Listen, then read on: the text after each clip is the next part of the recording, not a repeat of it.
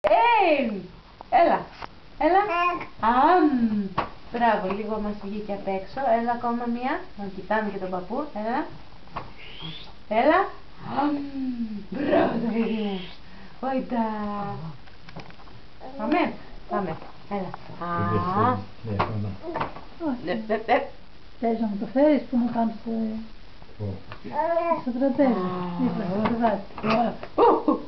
Σιγά βρε. Θέλεις να έρθω? Δεν λέπεσαι? Κάτσε καλά στο κρεβάτι βαθιά και μετά να γυρίσεις. Τσιπ τσιπ. Σαν τι, σαν το. Βρε μη βάλει το δάχτυλο μέσα. Θα τα κάνουμε πασαλιματίας. Πασαλιματίας. Όλα θα τα κάνουμε μουσκεμα. Μουσκεμα και γλυκά σαν την κρέμα. Τι να ανησύσου. Μήπως θες λίγο νεράκι.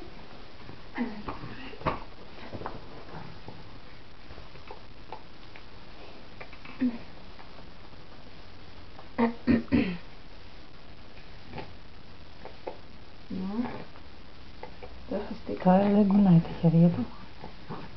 Περίμενε.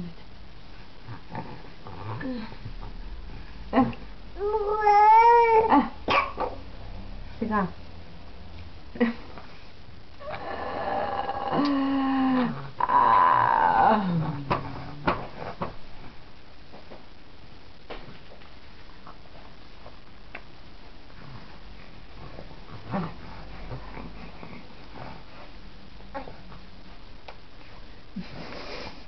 Ρε Λέμαριε, περίμενε να έρθει η επόμενη κουταλιά, μην τρως το δάχτυλο.